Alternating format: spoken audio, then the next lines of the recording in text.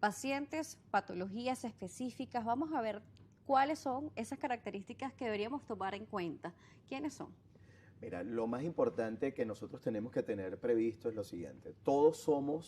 Todos necesitamos en algún momento de nuestra vida un estudio diagnóstico. Hoy por hoy nadie se imagina realizarse una intervención quirúrgica sin antes haber realizado algún tipo de estudio que confirme la sospecha diagnóstica que teníamos, ¿no? Entonces, eso está muy claro. Sin embargo, también es importante considerar que en las distintas etapas de nuestra vida hay momentos en que somos más radiosensibles, es decir, que nuestras células tienen mayor potencial de destrucción si se consiguen con la radiación. En ese caso, ¿cuál es el caso más extremo?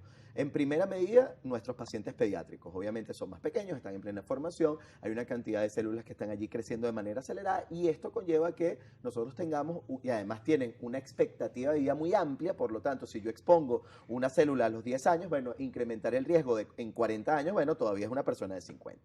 Ahora, ¿qué pasa? Más delicado es el tema de nuestras pacientes embarazadas.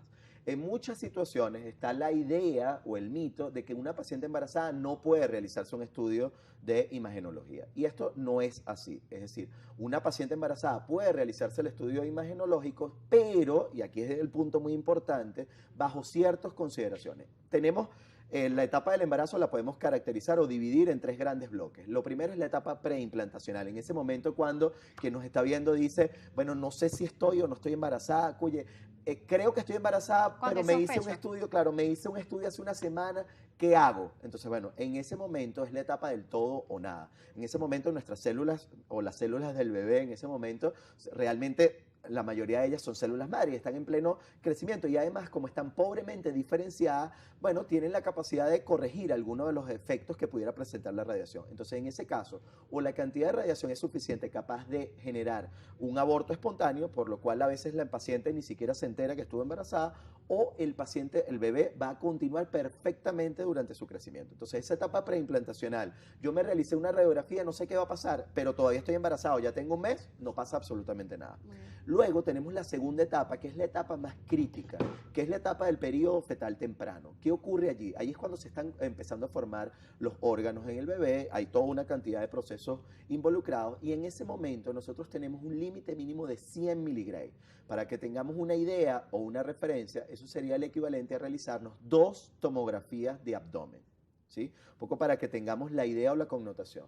¿Qué pasa? Evidentemente, en ese caso, una tomografía de abdomen, estamos justamente a nivel del vientre, por lo tanto, la cantidad de radiación que llega al bebé es relativamente alta y ya allí pudiéramos estar rondando esos 100 miligray. A partir de allí podemos presentar efectos en el bebé, por eso es que es tan importante justificar el estudio.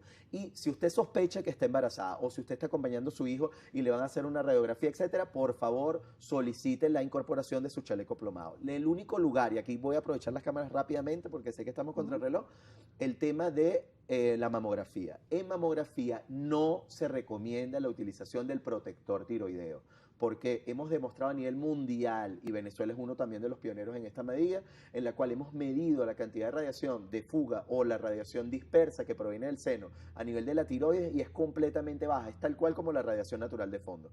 Por el contrario, si usted se coloca un protector de tiroides y él aunque sea una parte muy pequeña, entra dentro del campo de visión de la mamografía, lo que va a alterar la imagen mamográfica. Y podemos estar ocultando información muy importante para esa paciente y le estamos diciendo, no, no tiene nada cuando realmente pudiera tener una Nos lesión. quedan exactamente 2 minutos. Muy Vamos a bien. responder tus preguntas.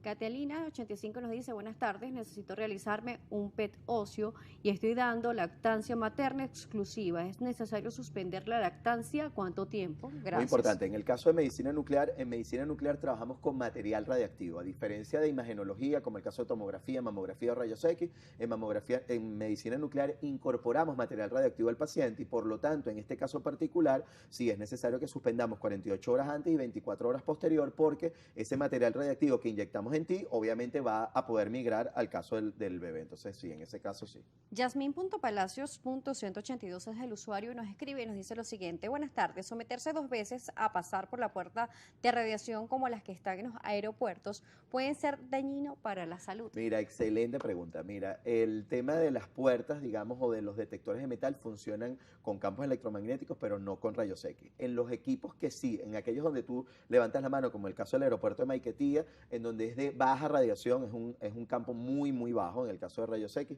no es que va a suponer un incremento en la dosis de manera muy significativa. Esto equivaldría a realizarnos una radiografía panorámica dental, pero obviamente a cuerpo entero. Ese es más o menos el equivalente como para que tengamos una idea referencial. Siempre la recomendación y lo que se ha venido buscando a nivel mundial es que no realicemos este tipo de estudios en aquellas pacientes, por ejemplo, en el caso de embarazo, ¿no? Evidentemente tratar siempre de reducir los riesgos, sobre todo en aquellos pacientes que sabemos, en aquellas personas que son más susceptibles a la radiación, que son más radiosensibles. Se nos terminó el tiempo, pero ¿cómo lo pueden contactar? Siempre nos pueden contactar por el canal de YouTube, por el canal de Instagram a través de @Serovka con S.